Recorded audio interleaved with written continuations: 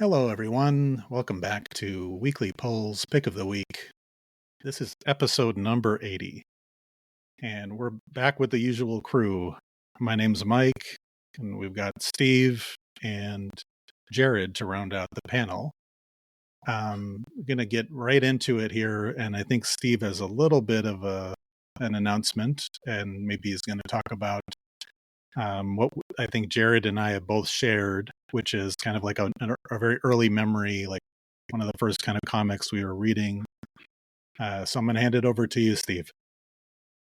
Yeah, this transitions pretty well into what we were planning to do, thankfully. But so way back in, I don't know, maybe late 80s, early 90s, I wanted to read a Wolverine book. I always loved the character.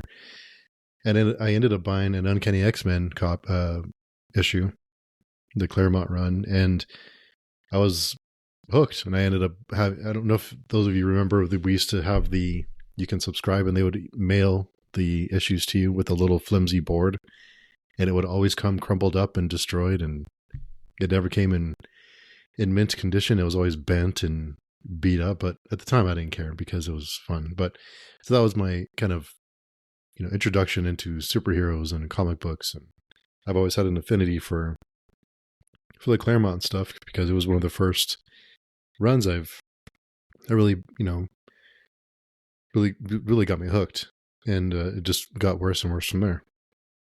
But I bring that up, and it works out because we had talked about reading an older run on the podcast for people who wanted to read along. We tried to find a way that it'd be free for anyone who did want to read along. So what we decided is over on Hoopla, and it is a free service. If you have a library card, you can join Hoopla for free with an email address, and you just sign up for it and you have access to a ton of stuff.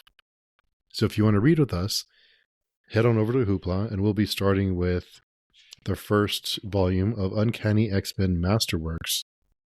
So before next, we'll announce the reading pace, but we will be reading at least an issue or two every week, and we'll have a segment at the end of the podcast, completely spoiler filled, so we won't be holding back. We'll be talking about the book, and it's always fun when you read something when you're younger and you go back and read it as an adult, and it's probably a completely different story. So hopefully, I mean, I'm sure it'll hold up because it's Chris Claremont, but we're excited to do that. So just be prepared. So next week we will announce the reading pace, but it gives you about a week to go in and get a Hoopla account set up if you don't already, and get ready to read with us. It's completely free, and hopefully some of you will decide to read along with us on the X-Men, on the Uncanny X-Men journey.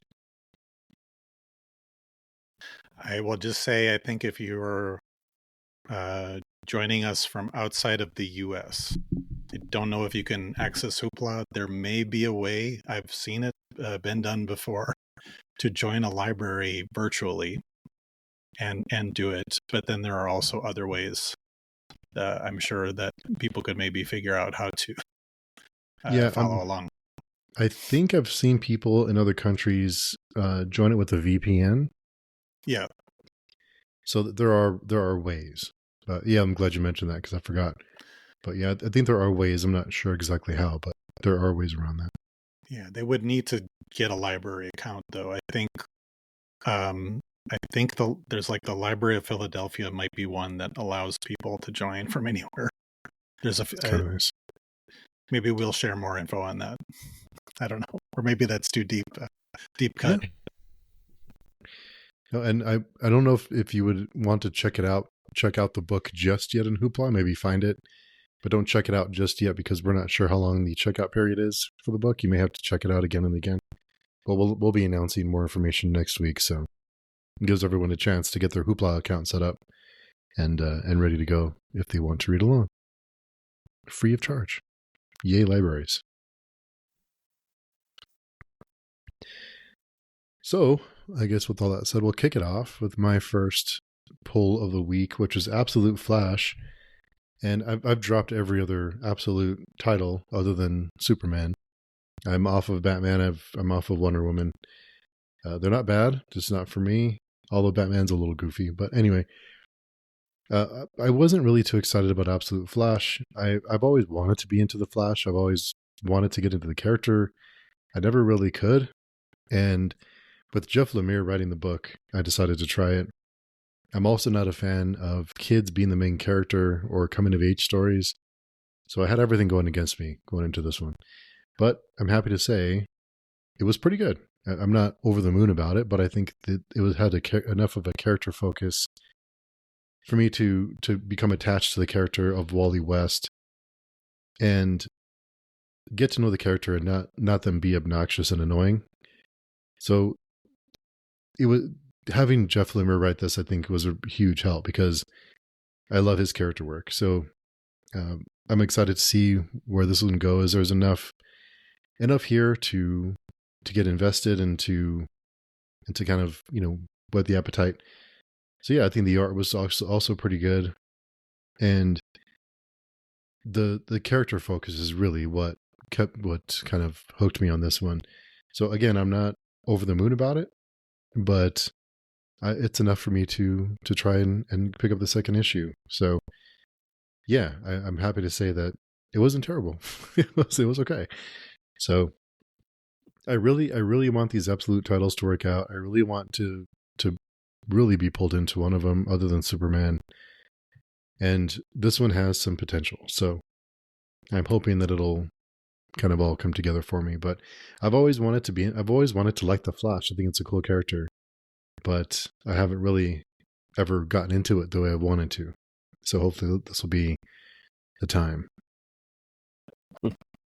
Wow. That's a lot of hopefullys. It is a lot of hopefullys. And Jeff, we talk a lot about Remender and Remender we trust, and this stuff like Napalm Lullaby. There's been down weeks and like, well, it's Rick Remender, so I'll keep reading. It's the same with Jeff Lemire. It's just like he's writing it. Okay, I'll hang on tight and hope for the best. So we'll see. Yeah, I picked that one up, Steve, but I didn't get to it yet, and it was solely due to the author. Mm. So, first up for me, I have this is a pretty long title.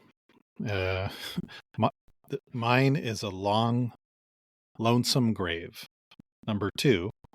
I read the first one a few weeks back, and I thought it had some potential. So it was maybe a little bit on the fence, but I think it's the kind of folk horror stuff going on here, and there's a lot that's going on that aren't really well explained, and for me that makes me want to keep going. I don't need my hand held that much, maybe a little bit sometimes, but maybe as I get older, I think that I like to kind of discover on my own. And so there, even in this second issue, it's not totally clear what's driving the main character, Creed, who was released from prison, I think it was after 20 years. But there is it is something to do with the fact that he has some knowledge of whether it's witchcraft or whatever, and he's hunting down these people or getting revenge or vengeance on these people called the Weavers. We learn in this issue that these people there's some people that have also been cursed. He, as I've said before, Creed understands the magic stuff, but for the reader, it's not very clear why. And also he is followed by demonic entities, somewhat similar to Berserk in a way, but I wouldn't draw too many parallels yet. Not so much, because this takes place in kind of present day, maybe rural America somewhere. I don't think it's even stated where. I really am digging the artwork more, and it uses a limited color palette like we've seen in a few other horror series, emphasizing purple, black, and red more, and with little hints of yellow here and there or what have you. If they're like on the cover, these like demonic people's eyeballs are yellow, and so it's creepy. I do, like I said, I think the artwork is doing well. That's, I believe, Chris Sheehan, and not a pick of the week, but definitely decent, and I think I'm going to continue. Cool. For my first one this week, I have Absolute Superman number 5, and just like Steve, this is the only one I have been continuing on for the Absolute Universe at this point, and mainly because it's the only one that really is giving some difference to the characters that stands out on its own from other previous iterations of Superman. Yeah, we still have the, of course, the Kryptonian heritage, but there's it's a little different in this series in that, first of all, his age on Krypton is different, and that throws a different viewpoint into a Superman narrative, because there's memories there, where as in all other iterations of Superman that I know of, he's always a baby before he doesn't have memories of Krypton until they're presented to him later, in some way or another. But this one, the kid's a little older and will have memories. He was involved in the Krypton destruction, and this is in this 5th issue we really get a culmination of the how Krypton ended up the way it did, and I thought that storyline was wrapped up very well, and and then it kind of leaves us with a hint of where the future storyline may be going at the end of it. So I thought Jason Aaron did a very great job of giving us a story that's different enough to keep our interest. Unlike in the Wonder Woman book, where she was kind of the same character. I mean, it was different circumstances, but she was still kind of Wonder Woman, basically. And like Steve said, Batman just got a little goofy, so I didn't want to go on with that one. But and the thing is, there was a bunch of hopefullys with the Absolute Batman too, as well, and Wonder Woman as well. They didn't pan out, and that's fine for what it is. Yeah. And this one so far, it's just, and there's something about the coloring in this book that I wanted to point out by Ulysses Areola, and there's judicious use of reds and greens in this book, and you might think that's a little wonky in any other situation, but it just works so well in this book. It really pops out and makes this situation that the characters are in, and it makes your eye pop out. It's a feast for the eyes, the coloring in this book. Mm-hmm. I think that the coloring is making fantastic choices that really keep my my visual, maybe keep me visually engaged in the story. And so, it's pretty good. It's pretty good. And I'm surprised to say that this far into the Absolute books, that Absolute Superman is actually the preferred one. Yeah, I think you made some good points. I didn't even realize when I read it. I think we talked about it last week, that he's an infant in every other iteration, but in this one he's maybe a preteen, give or take. Yeah, he's old enough to have memories, I guess. Yeah. Yep. Yeah. So I didn't even think of that when I read it, but that's a great point. And the colors are very like vibrant and vivid, like jump off the page. Yeah. And you mean Batman AF is goofy? What do you mean? Oh yeah. We are Batman AF. Yeah. That was the one that I was trying to continue with. I didn't continue with Superman for whatever reason. Personal reason maybe, but yeah, definitely got lost on Batman, and fingers crossed for Flash, which is another AF, absolute Flash. Yeah. Oh no. I'm doomed. Yeah, it's funny because you think you called it out because there's a lot of hopefullys and maybes and on the Flash book, and there was a lot of the same for Batman and Wonder Woman. So, but I'm hoping I should stop saying that. Anyway, yeah. Anyway, so the the next one that I had this week was Dark Empty Void #4. This is by Mad Cave Studios.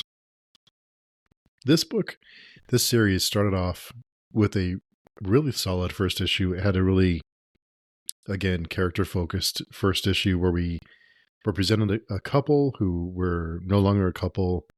We had a problem to solve, some mysteries to unravel, and it all was a really great introduction to the story.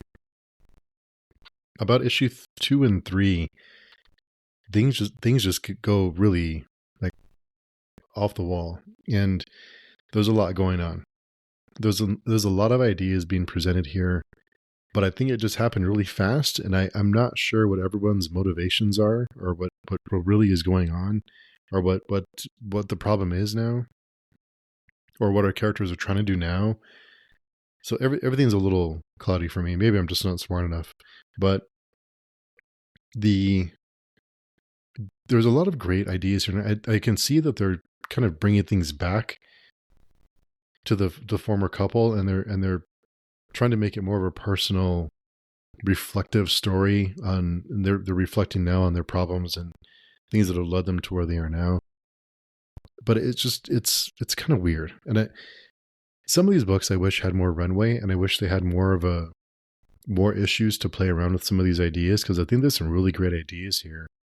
But everything just happened really fast and really abruptly. And yeah, there's one more issue to go, so I'll finish it off. But I'm hoping everything will wrap up in the last 30 pages or so. But yeah, I'm trying to remain confident that they'll pull it all together in the very end. But I can kind of see what they're trying to do. But there's a lot going on. So here's hoping that issue 5 will be the kind of, tie a bow on the whole story.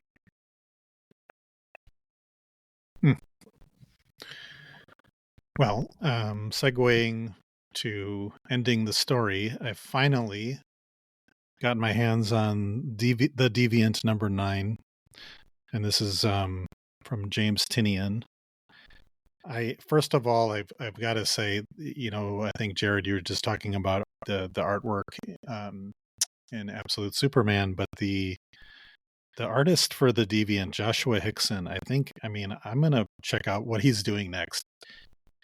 He does the coloring and the penciling here, and it's just, I don't know, it's just excellent. It really catches the moods very well for this kind of dark crime story. So I should also mention that this is over 50 pages. So this is not your typical issue, and they did not raise the price. So it was like the regular price, $3.99. So for those of us that were complaining, have been waiting, I think, since November for this finale to come out. We got a lot of bang for our buck here. So it really starts off with a bang, and there's actually quite a lot of action with the kind of the main bad guy that we've been wondering about his identity for quite some time. And there's the story doesn't really have a lot of action, so it's kind of like, wow, okay, something's happening. It's much more of a slow burn detective story, but also like got some Silence of the Lambs vibes, because there's this other killer that's in prison that gets interviewed, etc. Long story short, We do find out we do get some closure. It happens about midway of the story, and then from there, I feel like I don't know. I felt maybe a little bit let down. However, there is some ambiguity here, but it's not very subtle. So you're reading the last part of the book on if you're reading it on face value, you're just like, okay, so it's just kind of like people kind of go back to their lives or whatever. But they do leave something open for interpretation. I cannot reveal that because this has been a long slog for me, but I've really enjoyed. I shouldn't say that because that implies something bad.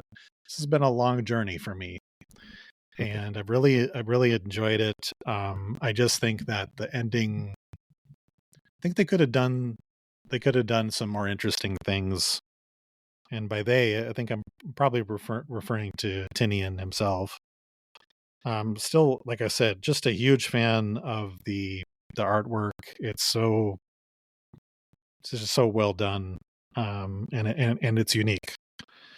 It's also kind of a limited color palette as well, and with almost like backgrounds are kind of like watercolor or whatever, and it's just really awesome.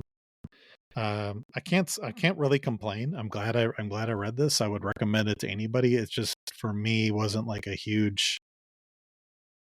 The second half, I think, could have been a little bit better, but like I said, it's a slow burn. It was a slow burn ending. Cool. Well, up next I have, speaking about things that could have been done a little bit better, I have Cruel Kingdom number 3, and I think Steve talked about this a couple weeks ago, but this issue, I mean, the great thing about anthologies is you can start over again, and you start with something new. You get something new and fresh every time you go into it. And sometimes stories work, and sometimes they don't. And I don't think that stories in this particular issue were bad per se. They just didn't really catch my particular vibe, except for the third one. I like the third one a lot. Because I love the artwork by Andrea Moody, and I thought that was really, really cool. I like the focus on this this setting of a ice, snow, winter type setting. A lot of ice, a lot of snow, a lot of caves, fire, and I like how the last story didn't focus on people or creatures eating people or creatures. So, the first two stories in this issue, kind of had that really nasty fairy tale feel. The Hansel and Gretel type thing where the witch cooks the kids in the oven and stuff like that. They had that kind of feel, and that it just didn't. It didn't float my boat. I mean, it might for somebody else if you were really into the darker side of fairy tales, then those stories may be the ones for you. But like I said, the last one really had a bit more of a Conan feel, I guess you would say, and really did it for me. So I like that third one. So once again, not as strong as the previous two issues in Cruel Kingdom, but still, I still enjoyed the issue overall. The food focus was a little weird, and I think when not just food, but like you said, people eating other people or other things that were living things. It's kind of a lot. Yeah, those cruel fairy tales. Yeah. Yeah. Well, it is Cruel Kingdom. So. Yeah. True. True. Very true. All right, the next one for me is Null Hunter number 6. It's by Image Comics. I'm not sure what to make of this book anymore. It's beginning to meander quite a bit. It needs to move along because we've been on this kind of revenge manipulation tale, and it's this payback tour, and we all kind of knew that things weren't really as what they seemed, and it's just wearing thin, and we just need to progress. Something else needs to happen. I don't feel like a whole lot is going on in the last couple of issues, especially. So the artwork really isn't what I normally would gravitate towards, but I think it's fine. I've kind of associated it with this book, so I was enjoying it. It just it does feel like this is we are going to move on. We are the story is kind of shifting gears, and it really needs to, because it's time. So I'm going to continue, but I'm hoping that the story will move on. Like, let's get things moving. I get it. Let's get over the hump and let's do something different. Lots of hoping this episode. Well, that's an ultimatum, really. Either do something different and move on, or I move on. Yeah, and I really want to like it. I really want to, but I'm getting it's time. Like, let's do something here. There you go. Yeah. Well, for the fans of the Wayne's World franchise, this title may bring you back. I've got Dreamweaver. It's a one-shot from Image Comics, and this is written by Chris Ryle and Nelson Daniel. So that was a song that actually came out in the mid-'70s that was featured in Wayne's World movies, I think. Anyway, this is at the top. It says giant size special, so it's one of those big ones, maybe 60 pages, and has that kind of newspaper print paper. So I'm just gonna say these longer issues are not necessarily better, unfortunately, at least for me. And it kind of started out okay. You've got this kind of aging superhero guy who is, I guess he's the Dreamweaver, and he can change how people perceive reality, how others perceive him, etc. And then he kind of passes that on to these other people. And I'm not going to say much more than that. I just really wasn't great for me. The artwork was not really special at all.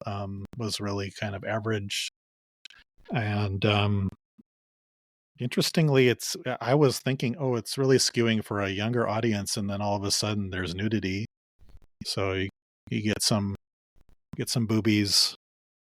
But I mean, it didn't seem appropriate. I didn't quite understand why. I really liked the cover, and I was like, this could be good. I wish I maybe had looked through it a little bit more. Yeah, there's I just noticed paging through it here. There is some, there's some bad words too. So it's probably not for a young audience, but to me, it's just not very. The edgy is not the right word, but it didn't have the thing, so Mike, I think you just secured our first blurb. which is what? Get some boobies. Yeah, make a t-shirt. Yeah. It'll be a blurb on one of the covers on the trade paperback. Yeah. All right. Mike, if you're all set, I'll go on to Time Waits number 2 by our friends at Distillery Comics, who gave us these wonderful review copies of sorts there online. And so moving into the second issue of this series, this time traveling type of time copish type series, Time Waits number 2. The story continued right on. The action kicked off right away And it did not let up throughout the whole issue. It was actually quite the action-packed issue. There's a lot of stuff going on between our main character and his past, which is the future, coming back to haunt him, basically. And so, and he's on the run, and it was quite exciting. I really liked the pacing by the writers, and the artwork reflected that accurately. The artwork is pleasant to look at. It's really nicely done, and they gave us the premise of their time traveling science, I guess, in this issue. They said their premise was they can't change the future, and so that was stated right out by one of the characters, and you wonder at this point, is that a actual fact, or is that just the character's opinion? So you had to wonder about the reliability of that character at this point. But it does seem so far that is the case.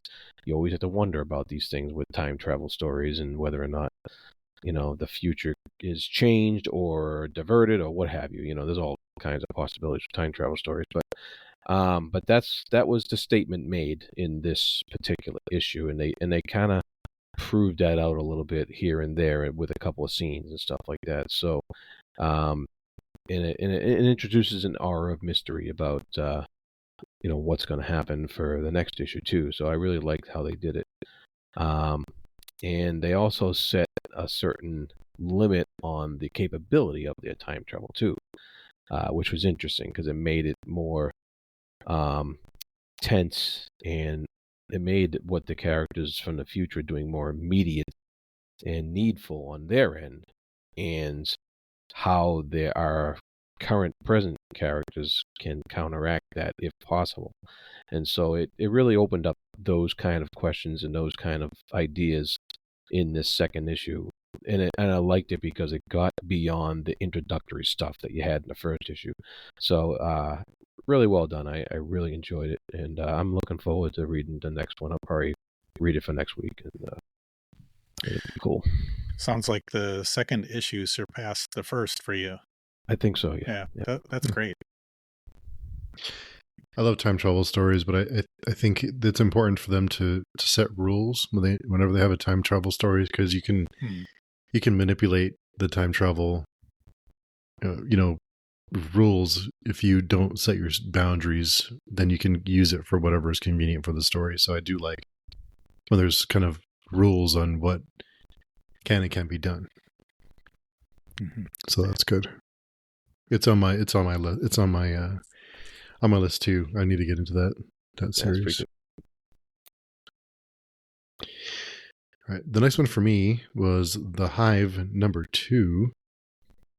This is by Image Comics, I believe. And I really was intrigued by the first issue. It really hooked me with the hive, the bees. There's a crime story. There's some other really weird things going on with the vibrations and how vibrations are used, and bees use them, and some people can also use them. So there was a lot of mystery.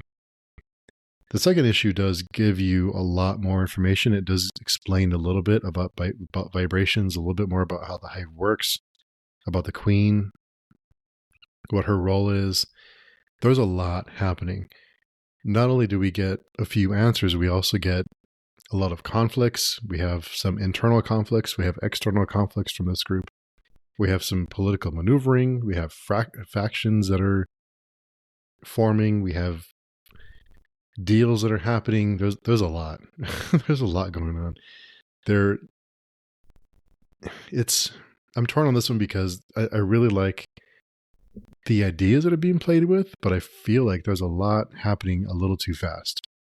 We haven't really had a chance to get to know the main group yet, to really become too invested in the other conflicts with other groups, and we don't really know why they're in conflict or what the what the goals are. I'm trying to be patient because I know sometimes all these things are answered later.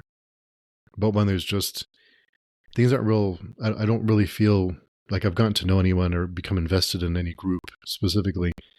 So there's also some people that are being introduced to the hive, and there's a lot happening. There's a lot of potential in this book. I think there's some really great ideas. It was a rocky ride on this issue, but I'm gonna ride it out, pick up the next one, and I'm hoping that things start to become a little clearer and not so jumbled. So a lot of great ideas though. So hopefully it'll come together.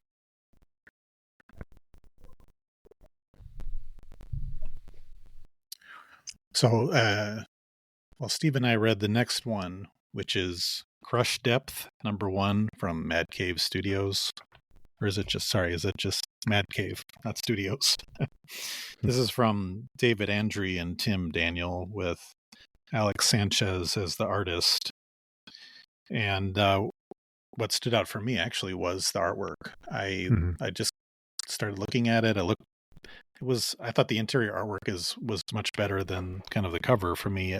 Couldn't really tell what was going on by looking at the version of the cover that I have, or the variant that I have. But I don't know what you thought, Steve, but I for some reason, it hinted at the artwork in Aeon Flux. But yeah. Really? Okay. I didn't think. I didn't think of it until now. Yeah, you're right. Yeah. Yeah, it just kind of appealed to me. I also like. I do like underwater, deep underwater stuff sometimes, and this is a futuristic, like, submarine story. I really like the movie The Abyss. I saw it in the theater, and then I watched it like so many more times. So we've got this. We start off with, I think she's the science officer in this submarine, and things are going really, really bad. And then it kind of cuts to, well, how did we get there? But the beginning kind of just shows you, like, okay, things are really messed up. And so then it's kind of telling the story of the crew that are in the, I don't even know if it's a submarine, because it seems like a very complex looking ship. It's beautifully drawn. And we learn that the crew have been underwater for 10 years. So, like, what's going on at the surface? We actually don't know. And they seek out a distress signal from another ship. So overall, I thought it was pretty good pacing. There was maybe some times when this is my biggest complaint. It must sound like a broken record, but it just seemed like they're trying to do too much in issue #1. So I hope it kind of slows down a little bit in issue #2. But yeah, I really enjoyed it. What did you think, Steve? Maybe you didn't think I could see it going different way. It kind of depends, but there are things. It just touched on things that I like. So yeah, I'm a big fan of deep sea science fiction. I love The Abyss, or Underwater is another good. Well, Underwater is not perfect, but I think it's a fun movie. So yeah, I think this one. It's funny because we just mentioned the Hive. I think this one does a better job of introducing us to the characters, and it gives us some background. Yeah. They have some personal relationships that we start to get to know. And we do get answers just with the characters talking to each other. It doesn't explicitly tell us what's going on. Their interactions tell us a lot, rather than just talking casually. So I think it did a good job in that regard. There's some questions still to be answered, like you mentioned, Mike, about the surface. Why are they underwater for so long? Mm-hmm. What are they looking for? There's lots of dangers that they aren't aware of down below. And the artwork, I really like the artwork. The only thing about the art, there's a couple of panels that it looks, if you've ever just hit pause randomly on whatever it is you're watching, and someone has a weird face when you pause it, like you freeze frame on the right moment and it's a funny face. There's a couple of panels that look like that. There's kind of just weird facial expressions or weird moments to have drawn for certain panels that kind of was a little, not that it's bad, it just seems a little weird. But yeah, overall, I thought it was really good. It was a good introduction to the characters and enough intrigue and mystery to move the plot along. And yeah, I'm on board with this one. I think it's going to be I'm hoping that it'll kind of, evolve into something else. But I think it's a solid first issue. I think it did enough to just kind of sink your teeth into, but not be too overwhelming like something like The Hive. So yeah, I like this one. This one wasn't. This one was close to be my pick until I read my pick. So yeah, good start. And again, I say this all the time, but Mad Cave is doing some really great stuff. Even though I'm not into all of it, I'm not a big fan of some of their books. I think it's cool that they're really telling unique stories. So keep doing what you're doing, Mad Cave. Cool. All right. On to the pick of the week. And I'm keeping in theme with my time manipulation picks. This is Assorted Crisis Events #1 from Image Comics.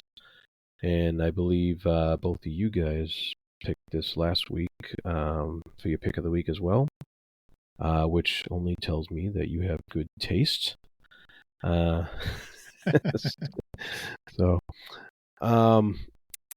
but what a wild trip this book was. Yeah.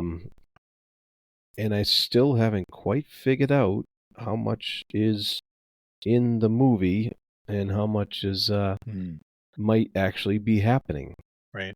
And so I can't say I completely understood the whole issue, but I think it requires a reread or two to really let it all sink in, because there's a lot going on here. There's a lot to look at with the artwork. The artwork's fantastic. I thought I was stunned with the artwork. There's a lot of little things in the background. They even use like different tones to relegate the background into like a maybe not in her reality, or maybe not part of her actual world. Instead maybe it's part of the set, or it's part of the time period interfering in her life, or what have you, whatever's going on. And I liked how they did that delineation between the two things that's going on within each and every panel. Almost has that. And I love her obsession, the main character's obsession with the timepiece and how relevant it is to her, just her situation, her holding on to this analog clock, and amidst all this other technology that's going on around her with the filmmaking and the supposed special effects, and what is special effects and what is not special effects, and how they're using. Apparently, this takes place sometime in the future where these movie crews can just use people as extras without their permission, and as chaos just goes around them and their lives fall apart, and the movie producers just stand in kind of as a metaphor for how life is out of control, and you can't control what these bigger agencies are doing, whether that's government or any kind of large corporation or what have you. It's kind of just a stand-in for that. How we can't control any of that around us at all, and we have to get on with our lives, and that's what she's doing through the whole time. And even when she kind of gives in one time and says, "To hell with it, I'm just gonna fall into this time black hole," it ends up being just a special effect, and she lands flat on the face, which is so relevant to what happens to many of us in the real world. We land flat on our faces, and we have to just get up and keep going and try again. And that's just kind of what this book is all about. And I really, really enjoyed it. I thought it was very clever. I thought it was written with a lot of heavy themes that I think you could really drag out of it if you really sat down and analyzed it. So I thought it was a pretty powerful story, and the artwork is spectacular to look at. So uh, double thumbs up, A pluses, whatever you want to give it. It's a great issue. And I think you described it even better than we did. I almost felt like what was happening is like in this world. Yeah, I think you touched on it. It's like these movies, or what, we're so into movies in this country and Hollywood or whatever. But it's like the people are now profiteering off of disasters, like it's kind of touching on kind of reality stuff, but in this case, in this world, there people are like making money off of what's happening, but Yeah. it's done very subtle. It's not at all like on the nose or something. So Yeah, correct. And and it's what you said there. Reality is the key there. What is reality? Right. What is our reality around us? Exactly. Those are the kind of questions that this brings up. And how many people confuse their reality with what happens in movies? And it happens in movies like this, so why isn't my life looking like that? And all that's kind of questions that just get brought out by this issue. It's just fantastic. And I for some reason I think I read somewhere it's supposed to be an anthology. Yeah. Like the next issue could be something completely different. Right. And it's not going to have this character who I found this character fascinating. So I'm kind of bummed about that, but I hope we do see her again and see something more. But we'll see. Maybe the second issue they'll have a completely different type of crisis event, and we'll be just as enthralled. I hope so. Well, so my pick of the week, I cannot say very much because I think both of you are reading it. And this is The Sacrificers, number 15. It's number 4 of 4 of the No Light Beyond, not mini-series, but arc, I think. Actually, at the end, Rick Remender mentions that this is the second arc of the story, and there will be a third arc. I don't think that's giving anything away, but so it's pretty good. We get some payoff here, and it's the beautiful artwork, great writing that we've come to know. So very little complaints here. We have the return of one character. I won't say.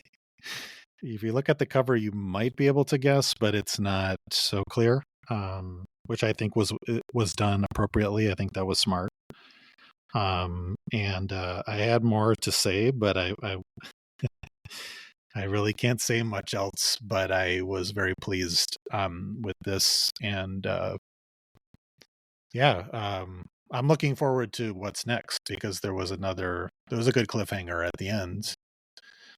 Because there are all these kind of disparate parts in the story that we kind of go away from, and then we come back to, and we forget about certain characters, and there's quite a lot coming together at the end here, which is going to set us up very well for the continuation of the series. So top notch, easy pick of the week for me. Are they taking another month off or whatever after this arc? So that is something I was going to mention. The next issue, number 16, will come out in the summer sometime, is what they said. Okay. So yeah, they're going to take a hiatus again. Yeah. Well, it'll allow some other books to be pick of the week during their hiatus.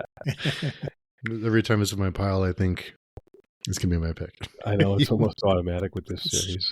It's so good. It's so good. Yeah, I'm glad it was your pick, Mike, and that sounds like it's wrapping up an arc. Yeah, I can't wait to read it. It's really good stuff. It's so good.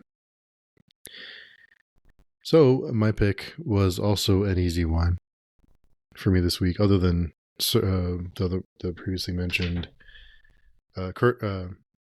Crush Depth. Sorry.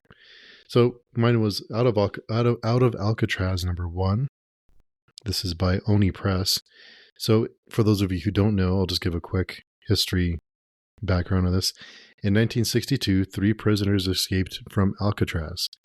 Their bodies were never found. No one knows if they survived, if they just hid somewhere and started new lives. They were never found. Their bodies were never found. And the case was closed in 1979, but it's a mystery what happened to them. This book picks up with the 3 prisoners who were escaping in a life raft, trying to survive in swimming to shore. And it picks up from there, and it's historical fiction where what may have happened to them. You know, you always think if you escape from a prison like that and you make it to shore, you're good, right? You're fine. You did it. But it's really just the beginning, because from there you have to wonder, can you trust the other people that you escaped with? Are they dumb enough to get you caught? Are you stuck with them? Are you ever really free? If you have help from someone else to escape, are you beholden to them now? Are you really a prisoner to someone else? All these really great kind of themes that they're playing with, and it's a great just crime story. You know, it's in a great crime story. I think you quickly learn, because there's so much at stake. You quickly learn what everyone's weaknesses and strong points are, because you're looking for someone who may double cross you, who may get you caught. So you're paranoid all the time, trying to make sure that no one else is the reason you're caught or killed or worse. So all of it it was just a fun read. The artwork by Tyler Cooks is perfect. It has a kind of a muted color palette, and it looks like you're looking into an old photograph, or it looks like you're watching an older film. The artwork is great. Tyler Cook did Harrow County, for anyone who remembers that from 5-10 years ago. So all of it fits together really well. The characters are all defined. It just, if you love crime stories, if you love historical fiction, kind of noir stories, this is the book for you. So looking forward to see where it goes from here. But yeah, it's a great place to pick up from an event that no one knows what happens. So you can do whatever you want, but I think this story is very grounded, and for a crime story is just perfect. So really good stuff. Out of Alcatraz #1. Cool. Yeah, you sold me on that one, Steve. I will just say Oni Press is coming out with, which I picked up today, something called Free for All, and it's the same artist that did Beneath the Trees Where Nobody Sees. So I was excited. Patrick Horvath, yeah. Yes, yeah, Patrick Horvath. So that I'll be covering that probably next week. Yeah, I did see that. I think he wrote it too. Yes, I believe so. Yeah. Yeah, that's good stuff.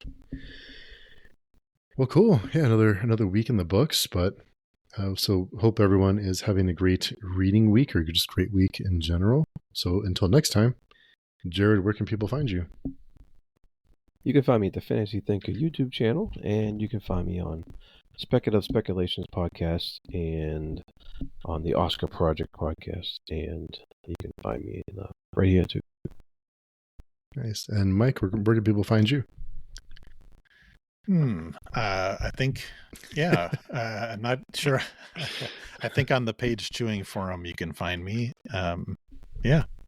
And we'd love to hear from you, right, Steve? Yes, always, yeah. So yeah, if you'd like to get in touch with us, the best place is, of course, on the forum. There's also a link down below. You can hit it and send us a message directly to let us know what we're wrong about, or why something we liked is really terrible, or something we didn't like is really great. Love to hear from you, and also some suggestions if you have ideas on books you think we'd like. We're all ears. We'd love to hear about them. And yeah, it's a great way to get in touch with us. You can also find me on pagechewing.com. I'm trying to write more blog posts for comics that I read. So some quick reviews I've been posting. So be sure and check that out. Some other great articles. We have a couple of new bloggers. So come by and check out the reviews and all the other fun stuff we have brewing over there on the forum. So thanks again for listening. It's always fun to get together and talk about the books we pulled this week. And yeah, it's a highlight of my week. So thanks a lot for coming by. And we hope that you find your pick of the week. Until next time, I'll talk to you very soon. Bye-bye.